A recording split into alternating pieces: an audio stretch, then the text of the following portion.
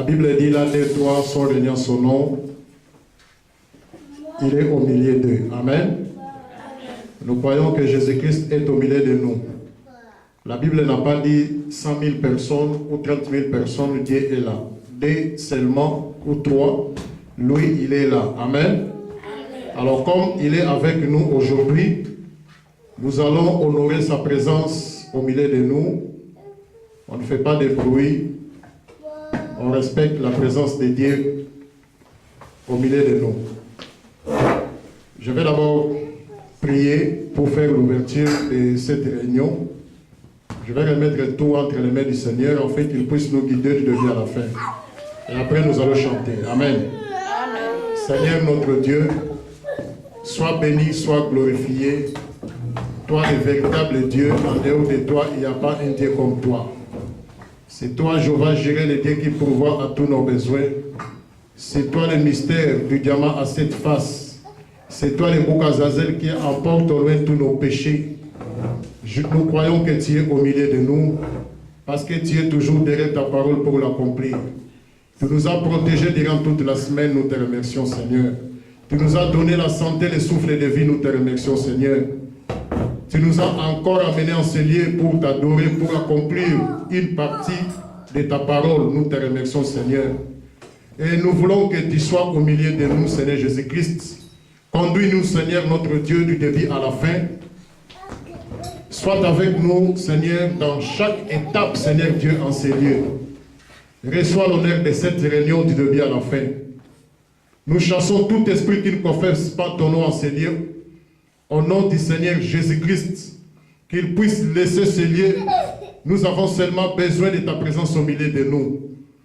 Tout esprit diabolique, satanique, de distraction, des sorciers, des marabouts, des magiciens, au nom du Seigneur Jésus-Christ, nous les éloignons loin de nous et nous appelons le glorieux Saint-Esprit pour nous diriger du début à la fin. Nous nous remettons complètement entre tes mains, Seigneur Dieu.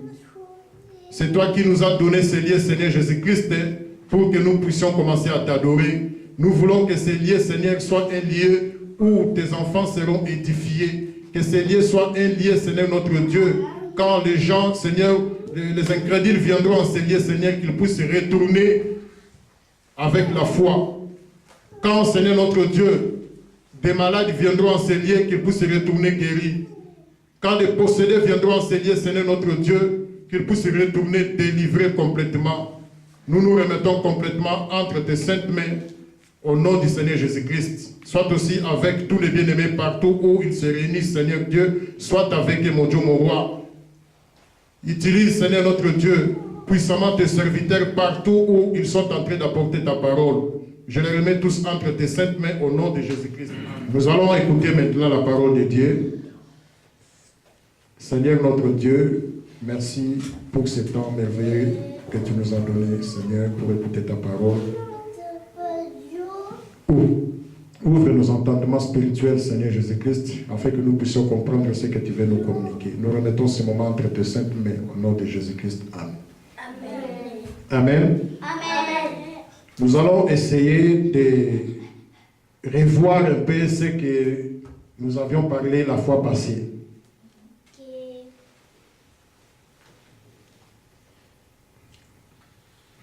Et aujourd'hui, nous allons terminer avec ça. Peut-être la prochaine fois, le dimanche qui vient, on va parler d'autre chose. Amen. Nous allons seulement ajouter des petites choses qu'on n'avait pas ajoutées. Alors, la fois passée, nous avions parlé de 1 Corinthiens, chapitre 9, verset 24. Et nous avions encore parlé de ministère prophétique pour ce temps de la fin. Nous avions démontré pourquoi nous parlons de William Branham à ce temps de la fin. Et nous avions démontré encore, pour suivre Dieu, obligatoirement vous devez passer par un homme, un prophète. Nous avions lu des citations, nous avions lu des versets bibliques. pour prouver ce que nous avions dit. Alors aujourd'hui, nous allons terminer avec 1 Corinthiens 9, 24. Dans 1 Corinthiens 9, 24, nous avions dit que là-bas, Paul, le prophète Paul, compare les athlètes d'aujourd'hui avec deux chrétiens. Il dit que quand les athlètes courent, ils courent tous. Mais pour remporter les prix, un seul les remporte. Et là-bas, à 2 Timothée, il a encore complété sa pensée. Il dit que les athlètes doivent courir selon les règles pour remporter les prix. Au cas contraire, à la fin de la course, ils seront disqualifiés. Donc, courir, c'est bien. Persévérer dans la course, c'est bien. Mais ils doivent courir selon les règles de jeu, selon les règles établies. Quand un athlète court en dehors des règles établies, il sera disqualifié à la fin de la course. Et nous avions dit que ça c'est du côté naturel, parce que le naturel explique toujours le spirituel. Nous avions dit que tout ce qui existe dans le naturel existe aussi dans le spirituel. C'est pourquoi l'apôtre Paul compare les athlètes de ce monde avec des chrétiens. Du côté spirituel, nous les chrétiens, nous sommes aussi comme des athlètes. Nous tous, nous courons pour remporter les prix. Les pentecôtistes, les Nzambé Malam, les catholiques, les protestants, tous, ils courent pour remporter les prix. Les frères du message, les frères de l'évangile éternel, les Bima, les Pévialongo, tous ces gens courent pour remporter les prix. Mais nous avions dit que celui qui va remporter les prix, c'est celui qui court selon les règles de jeu. Je vais lire une citation de Frère Branham. Frère Branham dit, quand tu meurs, ta course est finie. Quand tu meurs, ta course est finie. Plus question de course pour toi. Frère Branham dit, dans l'année de jubilé, paragraphe 182, il dit, sans doute, je me tiendrai à la chair lorsque mon visage deviendra pâle, que mes lèvres se fermeront et je vais... J'ai toujours voulu passer de la chair à la maison, dans la gloire comme c'est là. Un de ces jours, je prêcherai mon dernier sermon. Je ferai mon dernier appel à l'autel. Je prierai pour la dernière personne malade. Je vais mourir, la Bible en main, invoquant le nom du Seigneur Jésus-Christ. Combattre un bon combat, terminer la course. Amen. Donc ici, Frère Branham nous montre que quand un chrétien meurt, sa course est finie. Et pendant que nous parlons ici, il y en a qui sont en train de terminer leur course dans des hôpitaux. Il y en a qui sont en train de terminer leur course dans les comas. Il y en a qui sont en train de terminer leur course dans des accidents. On nous a parlé de la sœur Marie Missamou est partie, que son âme repose en paix. Sa course est finie. Notre bien-aimée sœur Shekina, que j'aimais bien, elle est déjà partie dans la gloire et sa course aussi est finie. Mais pour nous qui restions encore dans ce monde, pour nous qui restions encore dans cette course, pour nous qui restions encore en vie, c'est le moment de commencer de vérifier si réellement nous sommes en règle avec Dieu. C'est le moment de vérifier si réellement nous n'avons pas des ennemis de gauche à droite. C'est le moment de commencer de vérifier si réellement tu obéis à ton mari. C'est le moment de commencer à vérifier si réellement tu aimes ta femme, tu ne trompes pas ta femme. C'est le moment de commencer de vérifier ce qu'on te prêche dans ton église. C'est le moment de commencer de vérifier ce que nous croyons. Parce que cela peut nous arriver n'importe quand. La mort peut arriver n'importe quand. Chacun de nous connaît le jour où il est né. Mais personne ne connaît le jour où il va quitter cette terre. Chacun de nous connaît le jour qu'il a déjà fait dans ce monde. Mais le jour qu'il te reste pour vivre dans ce monde, personne ne le connaît. Peut-être il te reste 2 jours pour toi, peut-être il te reste 3 jours pour l'autre, peut-être 1 mois pour moi. Personne ne connaît le jour où il va quitter cette terre. C'est pourquoi soyons toujours prêts. Amen.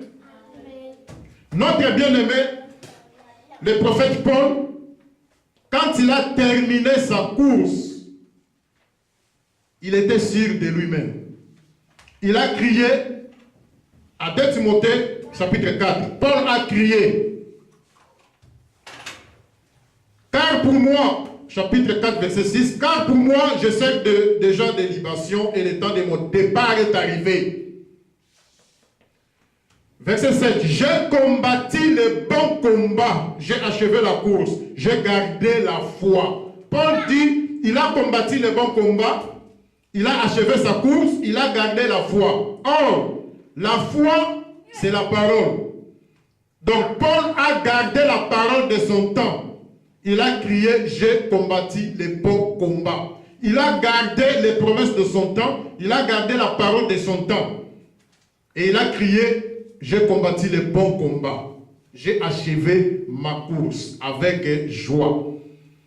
Et si toi aussi tu gardes la parole de ton temps, les promesses qui sont accomplies dans ton temps, tu vas aussi crier comme Paul un jour, que j'ai combattu le bon combat.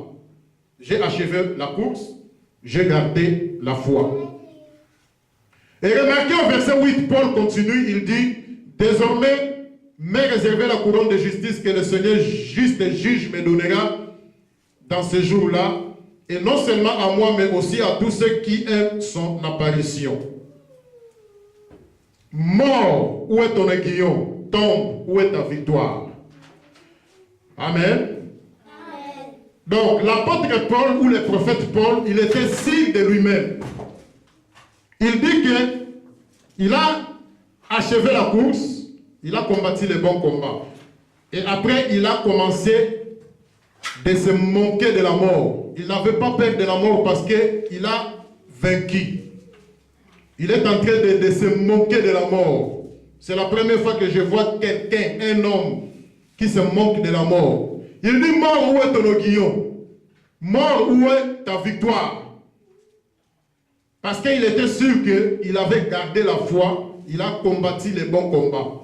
Et nous aussi, si nous gardons la foi, nous aussi, si nous gardons la parole de notre temps, un jour, nous allons aussi se moquer de la mort. Nous allons dire comme Paul, mort, où est ton aiguillon? Mort, où est ta victoire? La tombe, où est ton aiguillon? Mort, où est ton aiguillon? La tombe, où est ta victoire? C'est ce que Paul avait dit. Amen. Amen. Amen. Donc, soyons toujours prêts. Et nous avions dit, c'est lui qui va remporter les prix, c'est celui ou c'est ceux qui courent selon les règles de jeu. Nous avions dit que pour nous les chrétiens, les règles de jeu, c'est les règles de la parole. Amen. Et quand nous parlons de la parole, nous ne parlons pas de la parole au temps de Noé. Nous ne parlons pas de la parole au temps de Livingstone ou au temps de Diego Cao ou au temps de Zaché. Nous parlons de la parole pour notre temps. Quand nous parlons de la parole, nous ne parlons pas de la parole au temps de Moïse ou au temps d'Ésaïe. Nous parlons de la parole pour notre temps. Et la parole pour notre temps, c'est toutes les promesses qui sont accomplies aujourd'hui dans notre temps. C'est ça notre message. C'est ce que William Branham a apporté pour nous aujourd'hui. Le message de notre temps. Et c'est ça la nourriture spirituelle au temps convenable. La parole au temps de Noé, c'était la nourriture spirituelle au temps convenable à ce temps-là. Mais pas aujourd'hui. Aujourd'hui, la nourriture spirituelle au temps convenable, c'est la parole que William Branham a apportée. C'est ça, nous appelons le message de l'air, les 7 sceaux. Amen. Donc, la parole au temps de Noé, cette parole a donné la vie aux gens de ce temps-là. La parole au temps d'Ésaïe a donné la vie aux gens de ce temps-là. Aujourd'hui, cette parole ne peut pas donner la vie. Cette parole nous sert seulement de témoignage aujourd'hui. Cette parole aujourd'hui nous sert seulement de l'histoire. Mais cette parole ne peut pas nous donner la vie aujourd'hui. La parole qui donne la vie aujourd'hui, c'est la parole apportée par William Marion Branham, le message de notre temps. Amen. Donc, c'est ça les règles de jeu. Quand nous persévérons dans la parole, quand nous courons dans notre course, nous devons courir selon les règles de jeu de notre temps. C'est pourquoi William Branham dit, beaucoup sont déjà disqualifiés de la course, beaucoup sont déjà exclus de la course, et il va plus loin, il dit que beaucoup ne sont même pas dans cette course. Je vais lire ça rapidement. Le lieu d'adoration que Dieu a choisi, paragraphe 38, Frère Branham dit, maintenant, je vais lire juste en bas, pour gagner le temps. Alors, on voit à travers ça que tous les credos, toutes les églises et toutes les dénominations restent loin en arrière. Ils ne sont même pas du tout dans la course. Tous les credos, toutes les églises, toutes les dénominations sont complètement exclus. Il n'y a absolument aucune place pour eux. Frère Branham dit, toutes les dénominations, ils ne sont même pas dans cette course. Les dénominationnels que nous voyons, les pentecôtistes, les Nzambé Malamu, les catholiques, tous ces gens ne sont pas dans cette course. Ça, c'est ainsi dit le Seigneur. Et quand nous parlons des dénominations, de frères du message, ils voient seulement les catholiques, les Nzambé Malamu. Oui, c'est bien, mais nous aussi, nous avons des dénominationnels dans les églises du message. Nous avons des pasteurs dénominationnels. Nous avons des églises dénominationnelles. À l'extérieur, bien écrit tabernacle tel. Mais quand vous entrez à l'intérieur, 100% catholique. À l'extérieur, on a écrit tabernacle tel. Quand vous entrez à l'intérieur, 100% Nzambé Malamu. La place du message n'est pas là. Ce sont des innocents dans ces messages. Des fois, ils lisent des citations de Frère Branham. Ils peuvent aussi citer le nom de Jésus ou le nom de Frère Branham, mais dénomination 100%. Frère Branham dit, vous n'êtes pas aussi dans cette course. Beaucoup des églises aujourd'hui ne sont pas dans cette course. Beaucoup. Le fait seulement que vous êtes dénomination, vous n'êtes pas dans cette course. Un jour, nous allons parler des dénominations. Des pasteurs qui mettent leurs idées dans la parole. Ils sont nombreux. Tellement il est habitué avec Dieu, il commence à donner des ordres dans son église, des ordres qui n'est pas même le message de Branham, des ordres qui n'est pas la parole de Dieu. Automatiquement, vous tombez dans les dénominations. Et vous êtes exclus de la course. Dieu n'est plus avec vous. Et quand Dieu n'est plus avec vous, il n'y a pas un vide qui reste là. Quand Dieu n'est pas là, c'est le diable qui remplace. Amen. Quand le diable est là, Dieu n'est pas là. Quand Dieu est là, le diable n'est pas là. Quand Dieu vous quitte, automatiquement le diable remplace. Et quand le diable remplace, vous aurez toujours des miracles, vous aurez toujours des songes, vous aurez toujours des visions, il y aura toujours des prophéties dans votre église. Les gens seront aussi nombreux, mais Dieu n'est pas là. Amen. Frère Branham dit, hier le diable était sur les bancs, en train d'embrouiller les frères. Mais aujourd'hui, le diable est derrière la chair. Un jour, nous allons parler aussi de ça. nous allons essayer de révéler, nous allons essayer de lire Frère Branham. Parce qu'aujourd'hui, on a beaucoup des églises du diable, de Satan. Je vais lire cette citation. Donc, la parole qui donne vie aujourd'hui, c'est la parole de notre temps, c'est le message de notre temps apporté par William Marion Branham. Et si dans votre église, on ne vous prêche pas les promesses qui sont accomplies aujourd'hui, vous êtes en danger. Si je dis sortez de cette église, vous direz que je suis en train de chercher des brebis. Mais je ne cherche pas des brebis, c'est Jésus-Christ lui-même qui cherche ses brebis. Et aucun pasteur a des brebis. Nous tous, nous sommes les brebis de Jésus-Christ. Je répète, si ton pasteur ne vous prêche pas les promesses qui sont accomplies aujourd'hui, parmi ces promesses, nous avons Luc 17:30, Zacharie 14:7, Malachie 4:5-6, Joël 2:28, Apocalypse 10:1-7, il y en a beaucoup. Si on ne vous prêche pas ça, vous êtes en danger. Sortez de cette église. Dieu n'est pas là.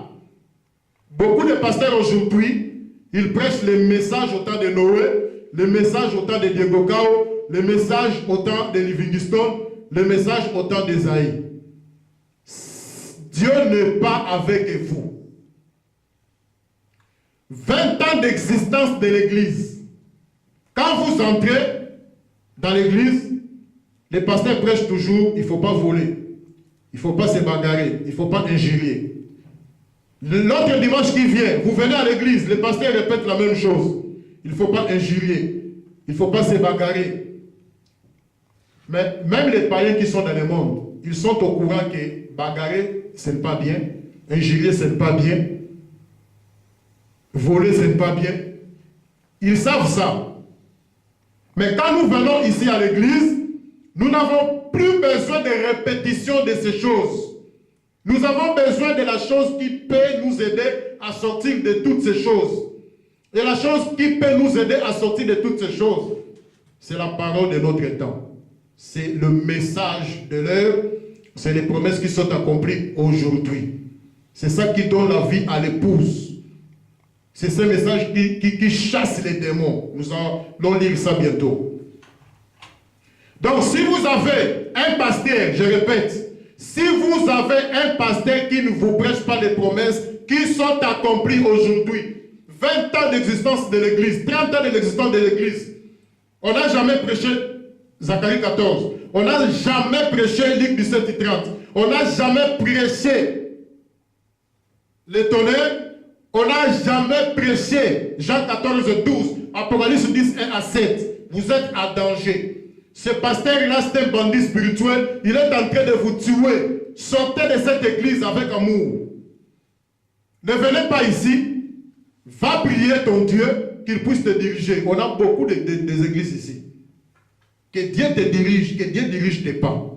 Je suis seulement en train de vous aider. Je ne dis pas que vous venez ici. Non. Amen. Amen. Je vais lire la citation de Frère Branham. Frère Branham dit ceci. L'Éden de Satan, paragraphe 22. Parce qu'il y a des pasteurs ou il y a des églises, les promesses qui sont accomplies aujourd'hui, et ils mettent ça au futur, ils mettent ça au passé. Frère Branham dit, ces gens-là sont en train d'adorer Satan. Je vais lire ça. Je commence, je lis verset 23 pour gagner le temps. L'Éden de Satan. Où je commence au verset 22 pour une bonne compréhension. L'Éden de Satan. Ça, c'est la citation de Frère Branham. Le Dieu de ce monde d'aujourd'hui, la personne vénérée de ce monde d'aujourd'hui, c'est-à-dire le diable. Frère Branham dit, je recommence. Le Dieu de ce monde d'aujourd'hui, la personne vénérée de ce monde d'aujourd'hui, c'est Satan. Et les gens adorent Satan sans le savoir. Vous êtes dans l'église, vous chantez, vous écoutez la parole de Noé, la parole des Zachée, vous êtes en train d'adorer Satan sans le savoir. Frère Branham dit sans le savoir. Mais c'est Satan qui s'est fait passer pour l'Église. Voyez-vous, pour l'Église. Ils adorent Satan, en pensant qu'ils adorent Dieu à travers l'Église. Mais c'est la façon dont Satan s'y est pris. Oh, vous dites, mais un instant, nous prêchons la parole. Reportez-vous à mon texte ici de ce soir. C'est Satan qui, le premier, a prêché la parole à Ève. Dieu a dit, voyez-vous, c'est de donner une interprétation fausse de la partie de l'écriture qui s'applique au jour actuel. C'est-à-dire la parole qui s'accomplit aujourd'hui, vous le mettez au passé ou au futur, vous êtes en train d'adorer Lucifer, le diable. Il vous dira que tout ce que Jésus a fait, c'était parfait. Il vous dira que tout ce que Moïse a fait, c'était parfait. Mais quand on en vient aux promesses qu'ils ont données pour ce jour-ci, alors là, ça s'applique à un autre âge. Tout ce qu'il a à faire, c'est ça. Voyez-vous, c'est d'amener les gens à les croire de cette façon-là, c'est tout. En effet, vous ne pouvez pas en retrancher une seule parole, ni ajouter une seule parole, mais c'est ce qu'il fait. Amen. Donc, les promesses qui sont accomplies aujourd'hui, vous le mettez au futur ou au passé. Frère Branham dit, vous êtes en train d'adorer Lucifer. Deux pasteurs qui ajoutent leurs idées dans la parole, ou ils retrancent quelque chose dans la parole apportée par William Branham. Frère Branham dit, vous êtes en train d'adorer Satan, le diable. Et aujourd'hui, nous avons beaucoup d'églises qui adorent Satan. Quand vous avez votre pasteur et qu'il est en train de faire des choses dans l'église qui n'est pas la parole, qui n'est pas le message, comprenez directement que vous êtes en train d'adorer Satan dans cette église. Même s'il y a des miracles, même s'il y a des prophéties, même s'il y a des signes, des prodiges, Dieu n'est pas là. Ces choses vont arriver pour compléter seulement une écriture un jour.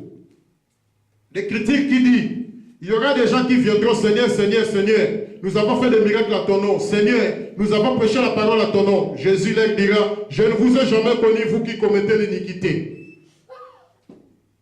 C'est quoi l'iniquité? La chose vraie que tu peux faire, mais tu ne veux pas le faire. Tu sais qu'il y a un message aujourd'hui, nous devons tous répéter le message, mais toi,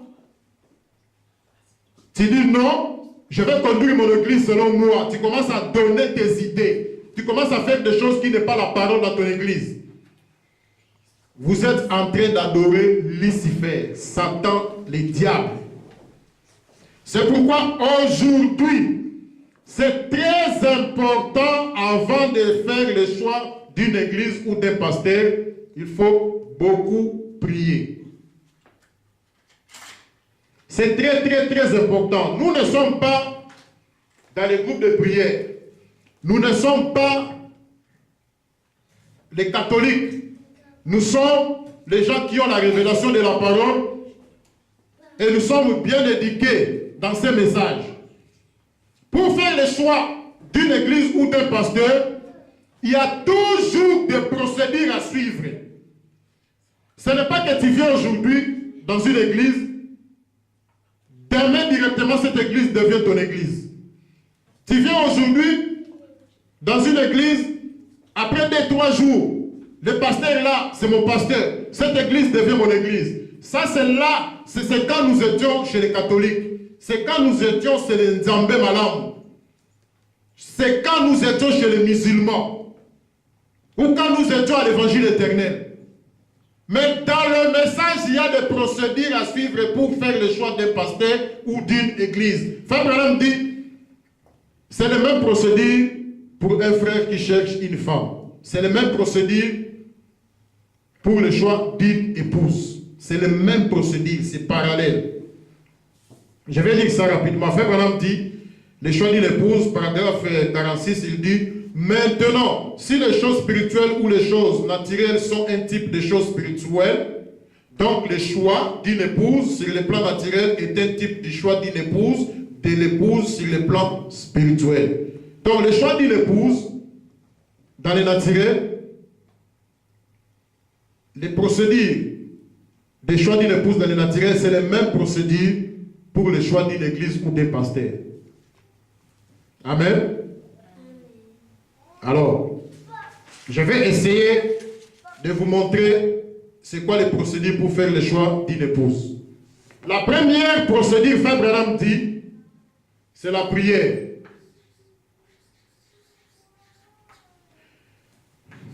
Deuxième procédure, fréquentation. Fréquentation. Troisième procédure, c'est la décision. Quatrième procédure, c'est l'engagement. Donc nous avons 4 procédures pour faire le choix d'une épouse. La première procédure, c'est la prière. C'est-à-dire, tu commences à prier sans avoir une sœur. Tu pries, tu pries, tu pries. Quand tu vois une sœur, tu commences maintenant à la fréquenter. Ici, à l'étape de la fréquentation, tu commences à vérifier réellement si la sœur c'est une chrétienne, si réellement c'est la volonté de Dieu. Ainsi de suite. Après cette étape de la fréquentation, c'est l'étape de la décision. C'est-à-dire ici, tu vas te décider si tu vas continuer avec la sœur ou pas. Si tu vas continuer avec la sœur, automatiquement, vous allez passer à l'engagement. C'est ici que vous allez prendre des engagements. C'est ici que vous allez sceller vos vœux. Et Frère Branham dit cela va se passer devant la chair, à l'église, là où il y a des témoins. On va lire cette citation peut-être un autre jour, pour gagner le temps. Alors, nous avons 4 étapes pour faire le choix d'une épouse. Et le chiffre 4, c'est le chiffre de la délivrance. Si réellement tu es passé dans toutes ces procédures, tu as 1000 chances de faire un bon choix. Et Dieu est toujours avec toi. Même s'il y a des problèmes dans votre maison, Dieu est là pour vous aider. Parce qu'il est toujours derrière sa parole. Si vous avez commencé mal au début, vous allez continuer aussi dans les mal. Si vous avez bien commencé, vous allez aussi bien continuer votre relation avec la sœur à la maison.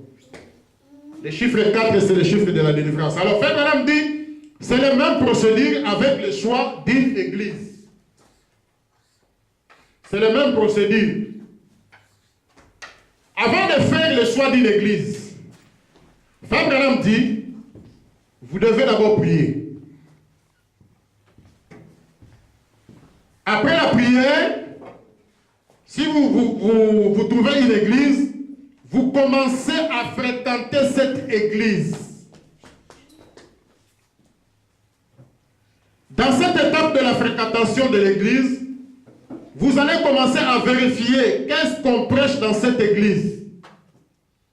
Le pasteur était marié comment? Il a écrit le message où? Qui était son pasteur? Parce qu'aujourd'hui, nous avons beaucoup de pasteurs Melchisedec. Ils sont sortis dans le néant. C'est votre droit de connaître d'où vient votre pasteur, qui était son pasteur, son église c'était où? Il a écrit où? Quand? C'est très important. Sinon vous aurez un démon derrière la chair. Frère Branham dit, et tu ne le sais pas. Dans cette étape de fréquentation, vous allez aussi vérifier la vie de pasteur, comment il conduit sa maison.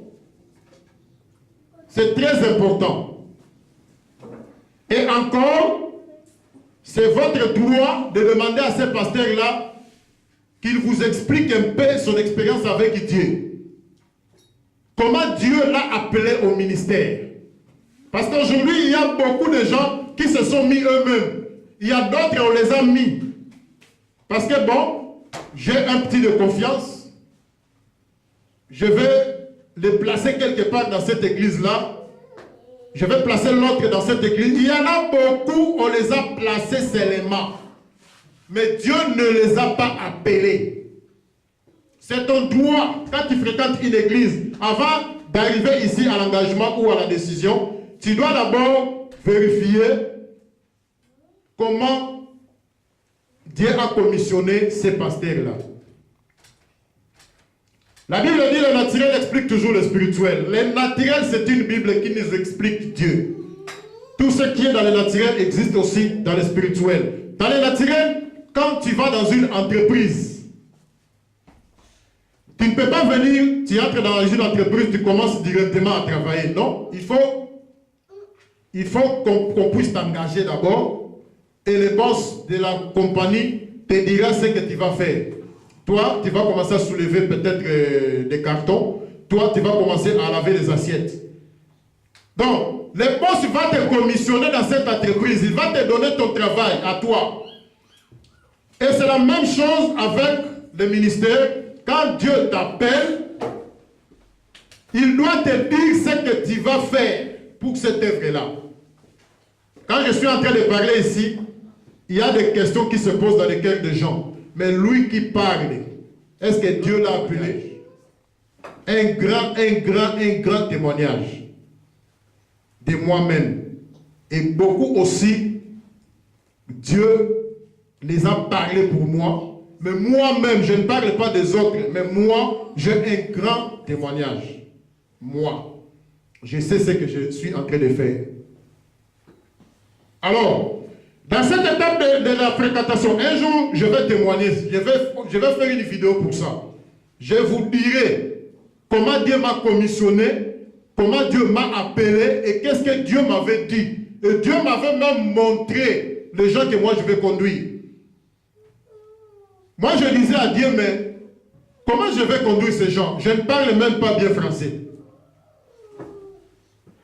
Dieu m'a donné un bâton. Il m'a dit qu'une canne comme ça, un bâton. Il m'a dit que tu vas les conduire avec ces bâtons. Bon, ce n'est pas pour aujourd'hui. Un jour, je ferai une vidéo pour ça. Alors, c'est ton droit de vérifier comment Dieu a appelé ces pasteurs-là. C'est très important. Sinon, vous aurez un démon derrière la chair. Frère Branham dit, c'est lui qui vous prêche. S'il n'a pas le ministère, il est en train de vous maudire. Nous ne sommes pas dans les chez les dénominationnels. Vous faites des choix de l'église brutalement. Oh non, ce pasteur devient mon pasteur. Cette église devient mon église. Selon quelle procédure, vous les gens du message de l'heure, vous avez fait vos choix comment? Le pasteur là peut être bon, il peut être aussi commissionné par Dieu, mais si il n'est pas le pasteur que Dieu a prédestiné pour toi, si toi, tu n'es pas la brebis que Dieu a prédestinée pour ce pasteur-là, vous aurez toujours des problèmes. C'est pourquoi il faut passer par ces étapes et Dieu va diriger tes pas vers ton pasteur. Amen. Amen. Donc, c'est ça les procédures. Nous avons dit que beaucoup aujourd'hui adorent Satan dans leurs églises. Et le diable aujourd'hui, il est derrière la chair. Frère Branham dit ceci. Les choix de l'épouse. Paragraphe 40 jusqu'en bas là-bas. Frère Branham dit, quand vous avez un pasteur, tout ce que ce pasteur a, c'est ce que vous serez aussi. Tout ce que ce pasteur est, c'est ce que vous serez aussi. Si ce pasteur, quand il prêche, il bouge souvent la tête comme ça, vous verrez, il y aura beaucoup de frères aussi qui vont commencer à faire ça. Si votre pasteur est impudique, il est en train de vous communiquer aussi son impudicité. Il y aura beaucoup dans cette église-là qui seront des impudiques. Si votre pasteur est un sorcier, il est en train aussi de vous envoûter sans le savoir. Vous avez toujours de mauvais songes. Quand il consacre l'enfant, vous croyez qu'il prie Dieu. Il est en train d'envoûter l'enfant sans le savoir. Si ce pasteur-là ne vit pas la parole, dans cette église-là, il y aura aussi des gens qui ne vivront pas la parole. C'est pourquoi aujourd'hui, nous avons des pasteurs qui sont en train de former des robots dans leurs églises. Ils sont en train de former des extraterrestres dans leurs églises. Les gens qui peuvent se bagarrer facilement, les gens qui peuvent escroquer facilement, mais ce sont des chrétiens. La vie n'est pas là. On prêche des mystères dans l'église, mais les gens ne vivent pas la parole. Frère Branham dit qu'il faut regarder la chair. Il y a quelque chose qui ne va pas là-bas dans la chair. Souvent, Frère Branham dit, souvent ce n'est pas le problème de brebis. C'est dans la chair. Amen. Donc c'est très important pour faire le choix d'une église ou d'un pasteur. C'est très très important. Amen. Amen. Donc nous ne sommes pas chez les Nzambé Malam, nous ne sommes pas chez les catholiques où on fait des choix brutalement, on fait des choix n'importe comment. Nous sommes dans les messages de l'heure. Nous devons respecter les messages, nous devons suivre les procédures du message. Amen. Alors, nous avions dit que celui qui remporte le prix, c'est celui-là qui court selon les règles. Et les règles de la parole, nous avons dit que c'est les promesses qui sont accomplies aujourd'hui. C'est le message de l'heure. Et dans ces messages de l'heure, ou dans la Bible, pardon, Dieu a établi aussi des règles. Pour passer directement à Dieu, obligatoirement, vous devez passer d'abord par un prophète. Quand vous croyez à ce prophète, automatiquement vous croyez à Dieu. Parce que quand Dieu envoie un prophète, il devient un avec ses prophètes. Quand Dieu envoie un prophète, il lui donne tout dans sa main. Il lui donne le pouvoir de sauver les autres. Au temps de Noé, par exemple, seul Noé qui connaissait ce que Dieu voulait faire à ce temps-là. Dieu a tout donné à Noé. Si vous passez à Noé, vous êtes sauvé. Vous ne passez pas à Noé, vous êtes perdu, vous êtes détruit. Noé, à ce temps-là, c'est lui qui avait la révélation de la parole. Une seule personne, pas deux. Noé, à ce temps-là, c'est lui qui avait la clé du salut. Noé, à ce temps-là, c'est lui qui était la porte du royaume des cieux. Noé, à ce temps-là, c'est lui qui avait la porte du ciel. Vous négligez Noé, vous négligez le salut, vous négligez le ciel, vous négligez tout. Et vous négligez même Dieu. Ceux qui ont pris au message de Noé, ils étaient sauvés. Ceux qui ont refusé, ils étaient détruits. Donc Dieu donne toujours le pouvoir à son prophète. Vous passez à travers les prophètes, vous avez la vie. Vous ne passez pas, vous mourrez. Au temps de Moïse, c'était la même chose. Quand Dieu a envoyé Moïse, Dieu était avec ses Moïse. Vous êtes avec Moïse, vous êtes sauvés. Vous n'êtes pas avec Moïse, vous serez détruits avec Pharaon. Et nous avions montré aussi que quand Dieu avait envoyé Samuel, Dieu était avec Samuel. Quand les gens ont refusé Samuel, automatiquement ils ont refusé Dieu. Quand Dieu était descendu, Dieu a dit à Samuel, ce n'est pas toi qu'ils ont rejeté, c'est moi qu'ils ont rejeté. Donc, le prophète devient toujours un avec Dieu. Alors, nous arrivons vers la fin. Nous allons maintenant parler de quelque chose dans Malachie 4. Malachie 4, chapitre de 1 à 6. Malachie nous parle du jour de l'Éternel. Nous avons dit que le jour de l'Éternel, c'est le jour de la colère de Dieu. c'est le jour où Dieu va frapper toute la terre. Ce n'est pas un jour où les gens vont commencer à rire comme ils rient aujourd'hui, mais c'est le jour où les gens vont commencer à pleurer. Nous avions dit que tout ce que tu fais en cachette, Dieu te voit et ce jour t'attend, le jour de la colère de Dieu.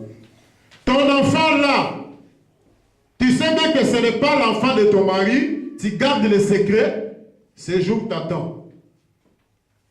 Toi qui se moque des prophètes, toi qui critiques le message, toi qui critiques William Branham, ce jour t'attend. Un petit témoignage, un jour j'étais en Afrique. Il y avait un frère de l'évangile éternel, je ne vais pas citer les noms. Ce frère-là, quand il m'a vu, il a commencé à se moquer du message, il a commencé à se moquer de Branham, il a commencé à prononcer des paroles très dures pour William Branham et pour son message. Il a même injurié la colonne de feu qui était sur la tête de William Branham. Moi, j'étais calme et je regardais. J'ai dit au frère, mais si tu veux injurier, il faut m'injurier. Branham n'est pas ici. Pourquoi tu injuries Branham et pourquoi tu injuries la colonne de feu? J'étais triste. Je regardais le frère. J'avais pitié de lui. Parce qu'il était dans l'ignorance. Et pendant qu'il critiquait, pendant qu'il injuriait, j'ai entendu une voix qui m'a dit, dis-lui qu'il est mort. J'ai résisté. La deuxième fois, la voix me dit, dis-lui qu'il est mort. J'ai résisté. La troisième fois, quand la voix me dit, dis-lui qu'il est mort, j'ai compris que ça c'est Dieu parce que Dieu est toujours parfait en toi. Alors, je me suis approché vers le frère. Je lui ai dit dans le calme. Et ceux qui étaient à côté n'avaient pas entendu ce que j'avais dit. J'ai dit au frère, Dieu m'a dit que tu es mort. C'est fini pour toi. Le frère a commencé à rire. Il a ouvert sa bouche grande. Il a commencé à rire. J'ai dit non, si je reste ici, ce frère aura des problèmes. Alors, j'ai commencé à partir. Quand j'ai fait 5 mètres comme ça, les frères commencent à venir vers moi avec une vitesse terrible. Je me suis arrêté. Le frère est venu, il me dit, frère, en tout cas, pardonne-moi, j'ai mal fait. Moi, je lui ai dit, mais comment tu sais que tu as mal fait? Il m'a dit, j'ai senti quelque chose d'étrange dans mon corps. Pardonne-moi, frère, pardonne-moi. Moi, je dis, non, frère, il faut demander pardon à Dieu. Ce message, ce n'est pas mon message. Ce prophète, ce n'est pas mon prophète. C'est le message de Dieu, c'est le prophète de Dieu que tu as injurié. Demande pardon à Dieu si cela est possible. Alors, j'ai laissé le frère, je suis parti. J'étais avec un frère à côté de moi. J'ai dit à ces frères-là, il va mourir. La voix que moi j'ai entendue, c'est la voix de Dieu. J'ai dit aux frères, ne dis à personne. Un jour passé. Deuxième jour, si je ne me trompe pas, c'était mardi. J'étais avec les frères le dimanche. Et mardi, on nous a appelés pour nous dire que le frère tel est mort. Comment il est mort? Il a fait... Bon, je ne vais pas le dire, sinon beaucoup vont comprendre que je parle à qui. Alors, le frère est mort. Il est mort à 11h, à 13h, il était pourri. Son corps était pourri. Il y avait des chics. Des chics qui commençaient déjà à sortir dans son corps. Il était pourri. Il y avait une odeur terrible. Il est mort à 11h, pourri à 13h. Et les responsables de leurs églises, ils ne pouvaient même pas prendre le corps pour mettre dans les cercueils. Ils sont allés payer les fumeurs de chanvre, comment on les appelle, les Yankees, les fumeurs de chanvre. Ils ont payé l'argent et les fumeurs de chanvre là, ils sont venus, il a pris le corps et ils ont mis dans les cercueils. Et quand ils ont mis le corps dans les cercueils, ils ont amené les cercueils jusqu'à l'église. Ils ont commencé à tourner l'église comme ça, en chantant des bêtises. Un frère qui est mort, on chante des bêtises, on chante des choses un peu bizarres là. Et moi, j'étais venu dans les deuils parce qu'on ne pouvait même pas garder le corps, parce qu'il était déjà pourri. Alors, on a directement amené le corps au cimetière. Quand je suis retourné chez moi, pendant la nuit, on m'a montré encore le frère. Il était dans des tourments terribles et j'étais triste. J'étais aussi dans cet évangile éternel. Tous ces vieux-là, Pasteur Bruno, Dr. Carlo, c'est mon vieux que j'aime très bien. C'est vraiment une famille. Mais quand il faut attaquer, là j'enlève les gants. Mais c'est une famille. Ce sont mes vieux que j'aime très bien. Les frères JD et les autres sont déjà partis. Vraiment, j'appelle tous ces gens-là à se repentir. Les messages qu'ils ont, c'est les messages de William Branham. C'est lui qui a commencé cette œuvre. Ce n'est pas Dr. Carlo, mais c'est le frère Bovensa qui était déjà mort. Et lui aussi, quand il était mort, il est mort à midi, à 13h, il est pourri complètement. Ça, c'est une malédiction. C'est lui qui a commencé avec l'évangile éternel. Il était à Shekinah, et après, tellement il connaissait beaucoup, il avait une grande connaissance, il ne venait plus à l'église. Il est resté chez lui. Les frères ont commencé à venir chez lui pour lui dire que non, il faut retourner à l'église. Lui, il disait aux frères que non, je ne vois qui va encore me prêcher. Je connais presque tout. Il a commencé l'église ainsi de suite. Et le docteur Carlo, il était son petit de confiance. Mais celui qui a commencé cette œuvre, c'est Bovensa, il est déjà parti. Docteur Carlo a pris les relèves. Et les pasteurs Bruno, les pasteurs JD, Cassie, les autres qui sont déjà partis, qui encore le frère Loutete. Mais c'est lui qui a commencé cette œuvre, c'est un frère de Shekinah rétrogradé. Et aujourd'hui, sa femme est retournée dans les messages. Elle est maintenant notre sœur, elle est à Rigini. Et elle pleure pour les gens de l'évangile éternel. Ces gens ont modifié les messages de William Branham. Moi, j'étais là-dedans. Je sais ce que je parle, avec des preuves à l'appui. Ce n'est pas notre message d'aujourd'hui, c'était seulement pour faire une parenthèse, parce que ces gens crient beaucoup. Quand ils lisent la Bible que nous voyons là, c'est ce que Dieu voulait dire. Ce n'est pas ce que Dieu a dit. Et ils sont dans ce que Dieu voulait dire, mais nous, dans le message, nous sommes dans ce que Dieu a dit. Que le Seigneur vous bénisse. Alors, Malachie 4, pour gagner le temps. La Bible nous parle dans Malachie 4, Malachie nous parle du jour de l'Éternel. En bas,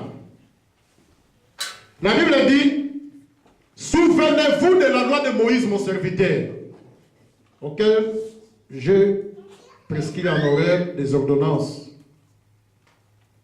Souvenez-vous de la loi de Moïse, mon serviteur. Voici, je vous envoie Élie le prophète. Donc Dieu voulait attirer notre attention sur Moïse. Il voulait seulement dire que ce que je fais avec Moïse, je le ferai aussi avec cet Élie de Malachie 4. Et nous avions dit que quand Dieu envoie un prophète, il ne reste pas, il est toujours avec ses prophètes. Et Frère Branham nous dit que Élie, l'Élie de ce jour, c'est le Seigneur Jésus-Christ lui-même. L'Élie de ce jour, c'est le Seigneur Jésus-Christ lui-même. Voici, je vous envoie Élie, les prophètes. Donc, Jésus-Christ aujourd'hui, il viendra comme un prophète. Et Branham, il a seulement voilé Jésus-Christ. Branham, il a seulement emprunté son corps à Jésus-Christ. Mais les vrais prophètes de l'heure, c'est le Seigneur Jésus-Christ. Mais caché dans William Marion Branham. Parce qu'il se cache toujours. Au temps de Noé, il était caché. Au temps de Moïse, il était caché. Nous avions expliqué ça la fois passée. Donc on n'a pas le temps encore de retourner sur ça.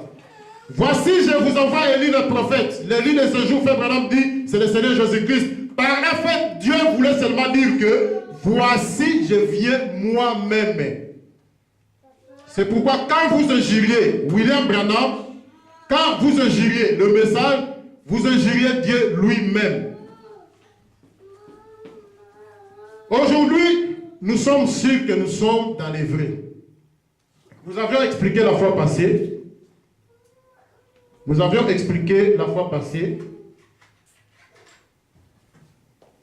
Pourquoi nous parlons de Branham, pourquoi nous disons que c'est lui l'Élie de ces jours. Nous avions dit que Branham, Dieu a caché sa vie où l'Élie de ce jour, les prophètes de ce jour, l'Élie qui devait venir, Dieu a caché toute sa vie dans ces versets, Malachie 4, 5 à 6. Dieu a caché même sa date de naissance dans ces versets, Malachie 4, 5 à 6. 5 à 6. Nous avions dit que Branham est né le 6 avril à 5 h du matin. Donc, ça c'était la naissance de William Branham et il est mort à 56 ans. Il est né le 6, 4 mois à 5 h du matin. Il est mort à 56 ans. Nous voyons que sa naissance et sa mort étaient cachées dans ces versets. Et nous avions encore dit que Branham n'est pas Dieu, il est prophète. Déjà, ces versets nous disent que Branham ne sera pas Dieu, c'est un prophète. Le lit de Malachie 4 qui va venir ne sera pas Dieu, ça va être un homme comme toi et moi. Un prophète, un homme comme toi et moi. Le chiffre 6, nous avions dit que c'est le chiffre don.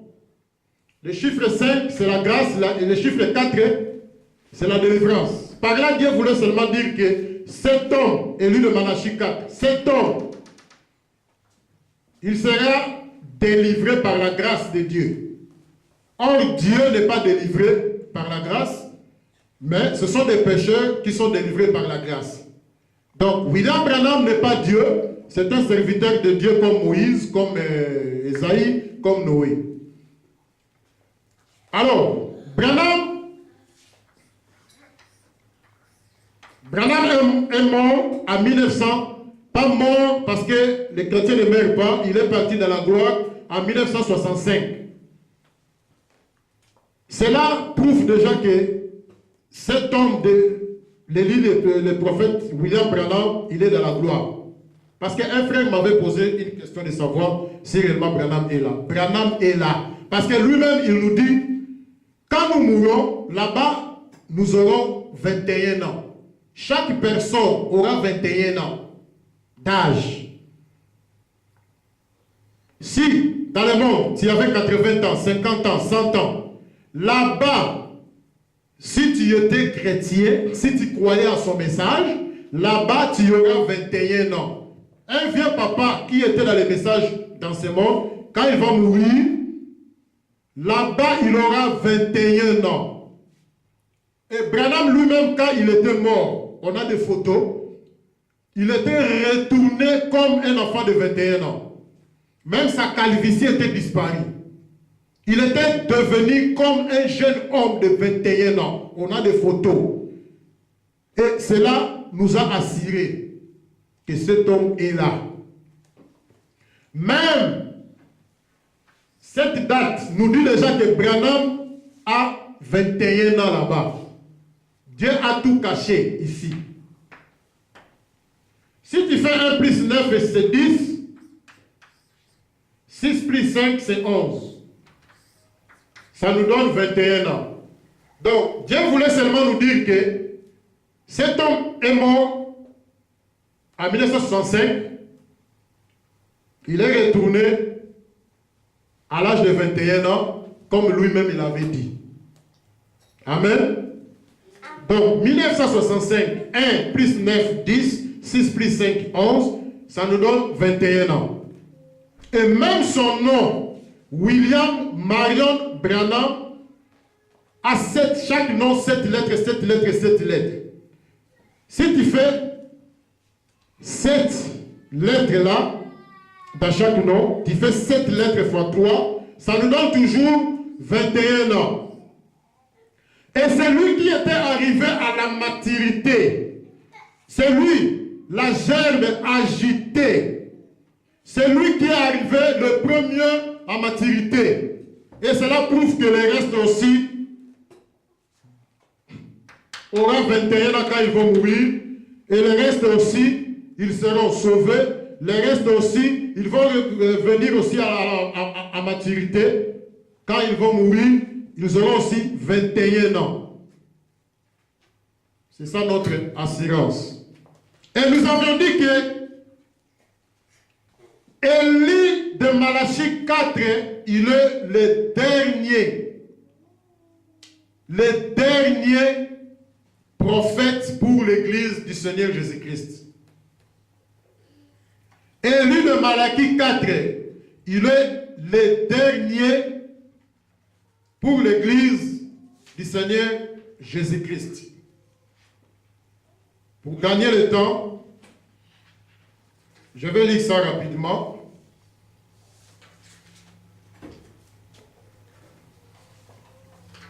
Avant de lire ça, nous avions dit la fois passée que celui qui a commencé la foi, c'était Abraham. Celui qui a commencé la foi, c'était Abraham. Et d'Abraham,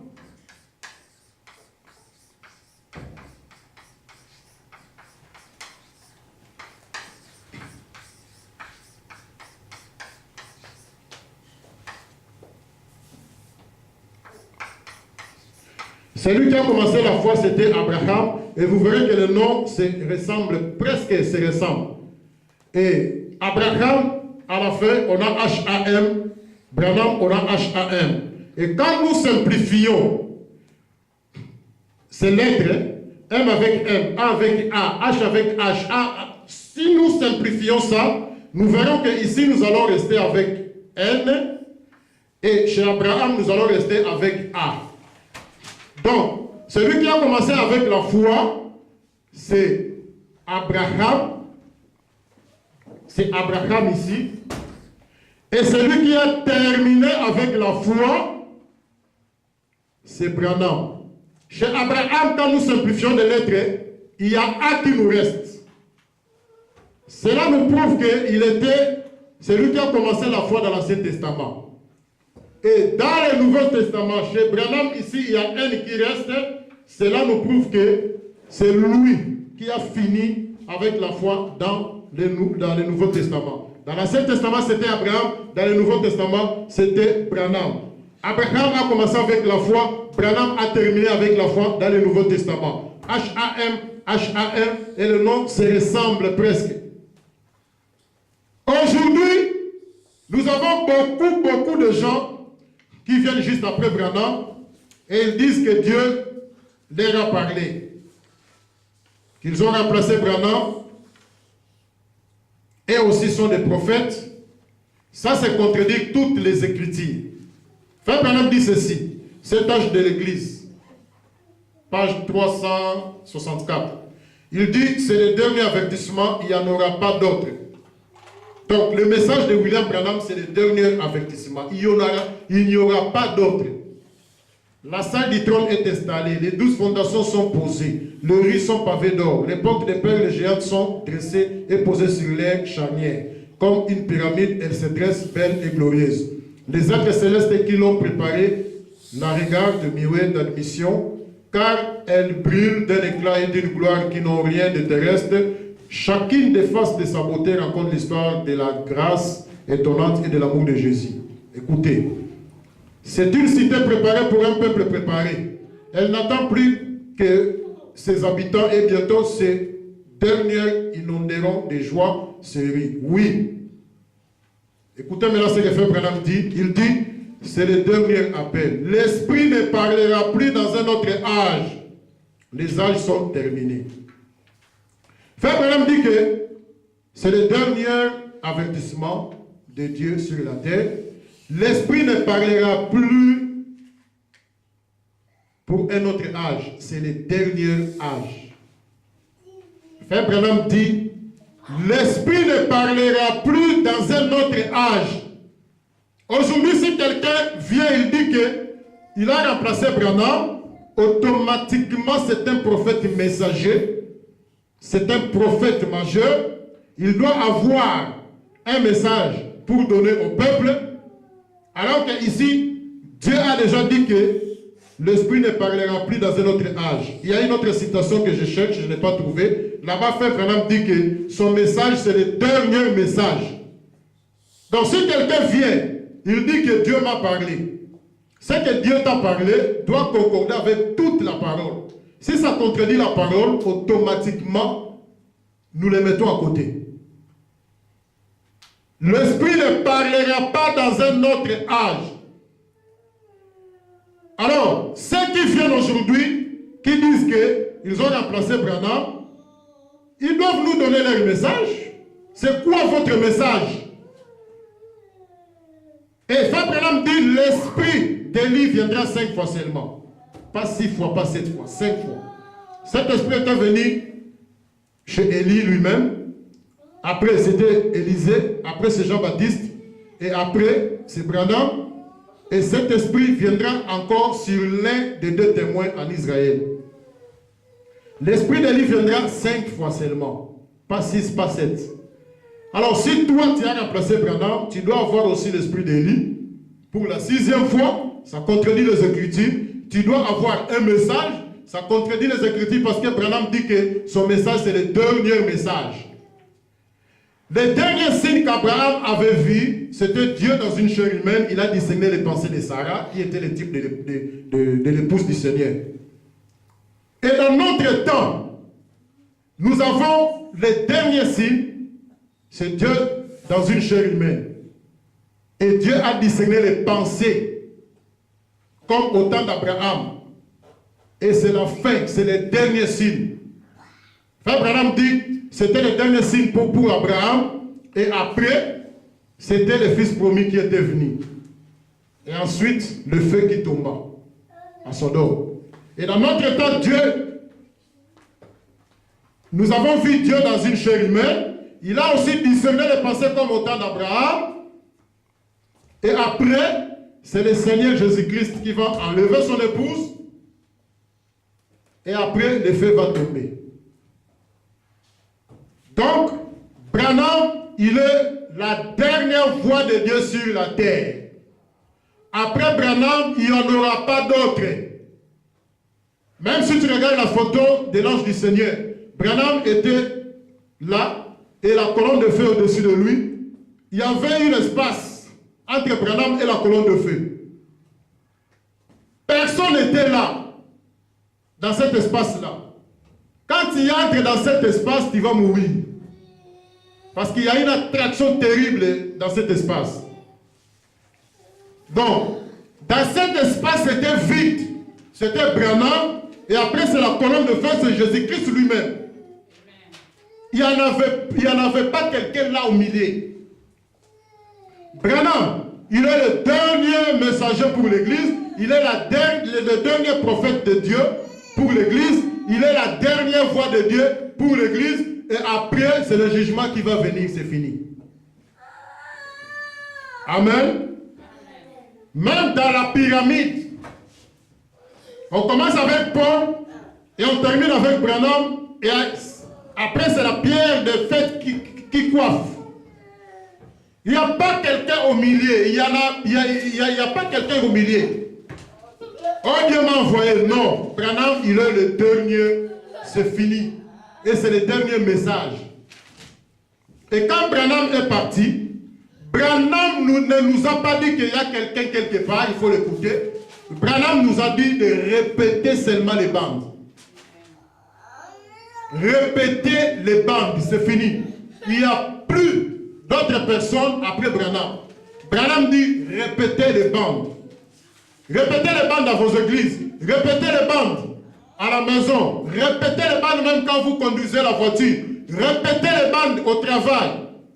Et quand vous répétez les bandes, quand vous écoutez le message de William Branham, Il y a des choses qui se passent dans votre vie.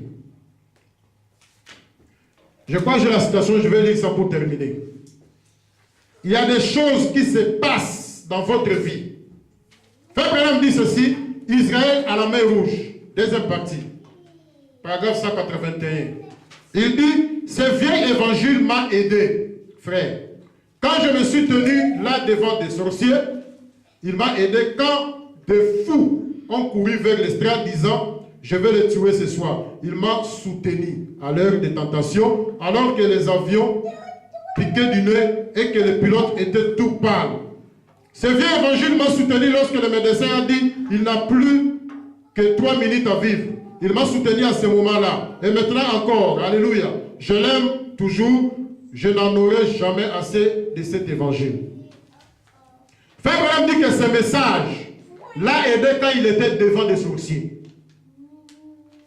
Donc, c'est lui qui croit à ce message, c'est lui qui écoute ce message, c'est lui qui répète les bandes. Des sorciers ne peuvent pas s'approcher de lui. Si des sorciers commencent à jouer avec toi, il faut bien vérifier ce que tu crois. Peut-être que tu ne crois pas le message. Tu crois la parole au temps de Noé. Peut-être que tu crois la parole au temps des Zachée. Mais si réellement tu crois le message de l'heure, ce message, Branham dit, ce message-là aidait quand il était devant des sorciers. Quand il était malade à l'hôpital, quand le médecin avait dit qu'il n'a plus que 3 minutes à vivre, Frère Branham dit ce message-là a aidé. Ce message a aidé Frère Branham même dans les tentations. Donc quand vous écoutez le message, il y a quelque chose qui se passe en vous. Si vous voyez quelqu'un vient pour vous éloigner du message, c'est très dangereux. Cet homme-là est suspect. Dieu a dit à Josué que ce livre de la loi ne s'éloigne point de ta bouche. Pour avoir du succès, Dieu a dit à Josué que ce livre de la loi ne s'éloigne pas de ta bouche. Ce message, c'est notre protection. Et moi aussi, je dis aujourd'hui que ce message ne s'éloigne pas de ta bouche. Ce message ne s'éloigne pas de votre bouche.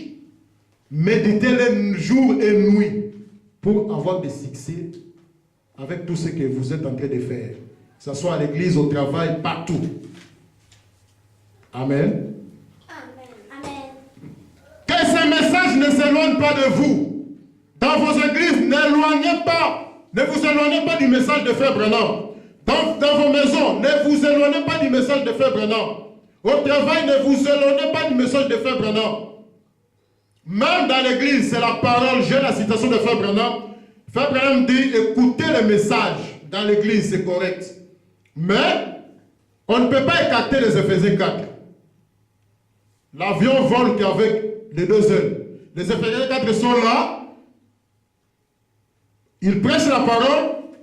Et des fois, quand nous arrivons, nous écoutons aussi la bande. C'est la parole. On ne peut pas s'éloigner du message. C'est très dangereux. Alors, même si vous écoutez les bandes dans l'église, mais le pasteur a toujours le droit de faire un petit résumé. Parce que ce n'est pas tout le monde qui a la capacité de saisir ce que le prophète a dit. Les Éphésiens 4 sont là pour répéter ce que Branham a dit, pour rassembler des citations, pour faire sortir un tableau correct. Frère Branham dit le message c'est comme un jeu de puzzle. Aujourd'hui tu peux peut-être écouter une bande. Dans cette bande, Frère Branham est en train de parler de quelque chose, mais peut-être c'est seulement l'introduction de ce qu'il parle. Et dans une autre bande, il a développé ce qu'il a introduit dans l'autre bande. Et dans une autre bande, quelque part, là-bas, il a fait la conclusion. Et si vous écoutez aujourd'hui la bande de l'introduction, vous n'écoutez pas la bande de développement et la bande de la conclusion, ça, vous allez vous embrouiller. Et le tableau ne sera pas correct. C'est pourquoi les Éphésiens 4 sont là. Après l'écoute de la bande, il doit faire un petit résumé Ils doivent rassembler les citations pour donner un tableau correct. Je crois qu'on est arrivé à notre temps. Que le Seigneur vous bénisse. Nous allons continuer le dimanche qui vient. Avec nos têtes inclinées, nous allons chanter pour remercier le Seigneur pour ce temps merveilleux qu'il nous accorde dans ces lieux. Nous allons chanter un cantique. Seigneur notre Dieu, sois béni, sois glorifié. Toi, le Dieu qui ne connaît pas d'échec, le Dieu de William Marion Branham qui est aujourd'hui notre Dieu aussi. Nous te remercions pour ce temps que tu nous as accordé dans ces lieux pour écouter ta parole. Merci Seigneur notre Dieu, parce que nous croyons que tu es au milieu de nous. Toi, tu es toujours derrière ta parole pour l'accomplir. Tu avais dit là, des trois sont réunis à ton nom, tu es là.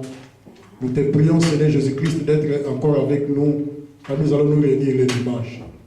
Nous remettons encore une fois ces lieux entre tes mains, Seigneur. Sois toujours avec nous, Seigneur Dieu, pour cette œuvre, Seigneur.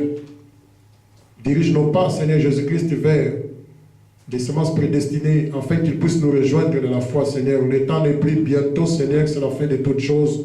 Nous voulons, Seigneur notre Dieu, aider nos bien-aimés qui sont encore dans les boîtes de nuit, nos bien-aimés qui sont encore dans les péchés, dans le monde. Seigneur Dieu, dirige nos pas vers eux, Seigneur Jésus-Christ. Et quand nous serons devant eux, Seigneur bien-aimé, mets tes paroles dans notre bouche, afin que quand nous allons parler, que ces gens soient convaincus et qu'ils puissent, Seigneur notre Dieu, nous rejoindre dans la parole. Nous remettons, Seigneur notre Dieu, tout entre tes saintes mains. Bénis, Seigneur, mes bien-aimés dans cette ville de Montréal. Bénis tous les bien-aimés partout dans le monde entier. Parmi eux, peut-être il y en a qui cherchent le travail. Parmi eux, il y en a qui cherchent la guérison. Il y en a qui cherchent la délivrance. Il y en a qui cherchent les salis. Il y en a, Seigneur notre Dieu, qui cherchent l'argent. Je les remets tous entre tes mains, Seigneur notre Dieu, afin que tu puisses accorder à chacun selon son besoin. Oh Seigneur notre Dieu, bénis tous les pasteurs, Seigneur, de cette ville de Montréal. Bénis tous les pasteurs, Seigneur, du message du temps de la fin. Partout dans le monde entier, mon Dieu, mon roi. Il y en a qui sont tombés. Relève-les, Seigneur notre Dieu. Il y en a, Seigneur notre Dieu, qui cherchent, Seigneur, la vérité. Dirige-les, Seigneur notre Dieu. Je les remets tous entre tes mains, Seigneur notre Dieu. Il y en a qui ont des problèmes terribles, Seigneur Jésus-Christ. Il y en a qui veulent tomber, Seigneur notre Dieu. Il y en a, Seigneur notre Dieu, qui sont possédés par l'esprit de la popularité. Oh, Seigneur notre Dieu, il y en a aussi qui sont tombés, Seigneur notre Dieu, pour l'amour de l'argent. Je les remets entre tes mains, Seigneur notre Dieu, afin qu'ils puissent les relever, Seigneur notre Dieu. Bénis tes enfants partout dans le monde entier. Bénis même ceux qui ne te connaissent pas, Seigneur Jésus-Christ. Des païens de gauche à droite. Oh Seigneur notre Dieu, révèle-toi et afin qu'ils puissent, Seigneur notre Dieu, comprendre, afin qu'ils puissent connaître ce que tu es en train de faire à ce temps de la fin. Nous remettons tout, Seigneur, entre tes saintes mains. La semaine qui vient de commencer, commence avec nous, Seigneur notre Dieu, et termine aussi avec nous, Seigneur Jésus-Christ. Tout ce que le diable a préparé pour nous déranger dans cette semaine, au nom de Jésus, que cela puisse échouer. Soit avec nous, Seigneur notre Dieu, quand nous allons retourner chez nous. Soit avec nous partout où nous allons passer. Garde-nous, Seigneur Jésus-Christ. Nous remettons tout entre tes saintes mains. Ce que nous n'avons pas demandé, nous te prions de nous l'accorder par ton amour. Dans le nom du Seigneur Jésus-Christ. Amen.